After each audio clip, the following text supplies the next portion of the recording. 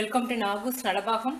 நம்ம இன்றைக்கி மோதகம் செய்ய போகிறோம். ரவையை வச்சு ரொம்ப டேஸ்ட்டாக ரொம்ப நல்லாயிருக்கும், ஈஸியாகவும் இருக்கும். இதில் கவனிக்க வேண்டிய ரெண்டு விஷயம், முக்கியமான விஷயம். ஒன்று, ரவை வார்ம் வாட்டர் வச்சு நீங்கள் பெசரும்போது தண்ணி பற்றாமல் போயிடக்கூடாது. தண்ணி பற்றலைன்னா வேகாது ரவை. தண்ணி கூட போச்சுனாலும் கவலைப்பட வேணாம். கொஞ்சம் நேரம் வச்சுருந்தீங்கன்னா அந்த ரவை தண்ணியை இழுத்துரும். அதுக்கப்புறம் நீங்கள் மிக்சியில் போட்டு உதுத்துக்கலாம். இன்னொன்று, வெள்ளைப்பாகு கெட்டியாக இருக்கணும். வெள்ளைப்பாகு ரொம்ப தண்ணியாக போச்சுன்னா உங்களுக்கு கொலக்கட்டையாக பிடிச்சி ஸ்டீமில் வைக்க முடியாது. அதனால் வெள்ளைப்பாகு கெட்டியாக வச்சுக்கோங்க. இப்போ எப்படி செய்யுது நம்ம பார்க்கலாம். இப்போ இந்த கப்பால் 1 கப் ரவை எடுத்திருக்கேன். அதை நல்லா ரோஸ்ட் பண்ணிக்கிட்டுருவோம். முதல்ல போதும், ரோஸ்ட் பண்ணிட்டோம். ஒரு 3 நிமிஷம் ரோஸ்ட் பண்ணிங்கன்னா போதும். இப்போ நமக்கு வார்ம் வாட்டர் வேணும், அதுக்கு தண்ணி வச்சுக்குவோம். இப்போ வார்ம் வாட்டர் இதை உங்களுக்கு அளந்தே காமிச்சிடுறேன். கொஞ்சம் கொஞ்சமாக தண்ணி ஊற்றிக்கிங்க, ரொம்ப தண்ணி போயிடக்கூடாது. அதாவது எந்த பகுதியும் ட்ரையாக இருக்கக்கூடாது, எல்லாம் தண்ணி பட்டிருக்கணும். உங்களுக்கு கையில் தொடும்போதே தெரியும். கொஞ்சம் ட்ரையாக இருந்துச்சுன்னா மறுபடியும் கொஞ்சம் கொஞ்சமாக அரை ஸ்பூன் அப்படி ஊற்றிக்கிங்க. இப்படி பிடிச்சா பிடிக்க வரணும், உதுத்து விட்டா அப்படி உதுந்து கொட்டணும். 1 கப் தண்ணி எடுத்தோம் இல்லையா, அரை கப் தண்ணி தான் யூஸ் பண்ணியிருக்கோம். இப்போ இதை மிக்சியில் போட்டு உதுத்து எடுத்துக்குவோம். இதை மொத்தமாக போடக்கூடாது. மொத்தமாக போட்டிங்கன்னா நல்லா உருண்டு சப்பாத்தி மாவு மாதிரி வந்துடும். போதும், கொஞ்சம் கொஞ்சமாக போட்டு உதுத்து எடுத்துக்குவோம். கட்டியே இருக்கக்கூடாது. எப்படி பூ போல் இருக்குன்னு பாருங்கள். இந்த மாதிரி இருக்கணும். மாவு ரெடி ஆயிடுச்சு. கடலைப்பருப்பு ஒரு அரை மணி நேரமாக ஊற வச்சு வச்சுருக்கேன். நீங்கள் கடலைப்பருப்பும் போட்டுக்கலாம், பாசிப்பருப்பு வேணாலும் போட்டுக்கலாம். தேங்காய் பூ ஒரு 3 ஸ்பூன் எடுத்திருக்கேன். நல்லா ஊறி இருக்கணும். இது ஒரு 3/4 மணி நேரமாக ஊற வச்சுருக்கேன். நல்லா ஊறிடுச்சு. இப்போ இதை ஸ்டீமில் வைப்போம்.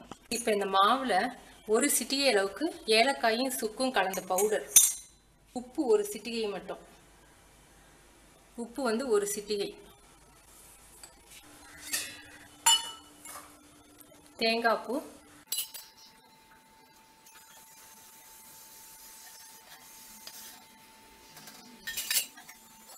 ரவை வேகிறதுக்கு கொஞ்சம் லேட்டாகும். 5 to 7 நிமிஷம் வச்சுருக்கணும்.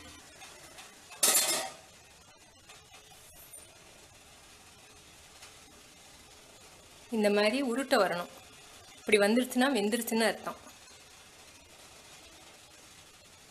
மற்ற கொலக்கட்டையை காட்டிலும் இந்த மாதிரி ஆவியில் வேக வச்சு எடுக்கிற கொலக்கட்டையில் மற்ற கொலக்கட்டையை காட்டிலும் ரவைக்கு தண்ணி கொஞ்சம் அதிகமாக செல்லும். எதிரான ரவை தண்ணியை கொஞ்சம் இழுத்துரும்.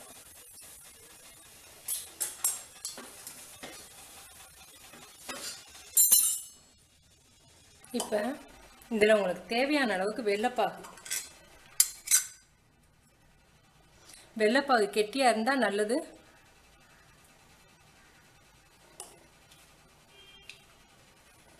இப்போ நீங்கள் மோதகம் மாதிரி பிடிச்சி ஆவியில் வச்சிங்கன்னா ரொம்ப டேஸ்ட்டாக இருக்கும். உடனே சாப்பிட்றதுனா நீங்கள் ஆவியில் வைக்க வேணாம். கொஞ்சம் நேரம் ஆயிடுச்சுன்னா கொஞ்சம் ட்ரையாக போயிடும் ஆவியில் வைக்காட்டி. அதனால் ஆவியில் வச்சிங்கன்னா கொஞ்சம் லேட்டானா கூட குழந்தைங்க விரும்பி எடுத்துக்குவாங்க. ரெடி ஆயிடுச்சு. நம்ம ஸ்டீமில் வைப்போம். 1 கப்புக்கு 11லேருந்து 12 உருண்டை வரும். ரெடி ஆயிடுச்சு. நான் உங்களுக்கு பிச்சு காமிக்கிறேன்.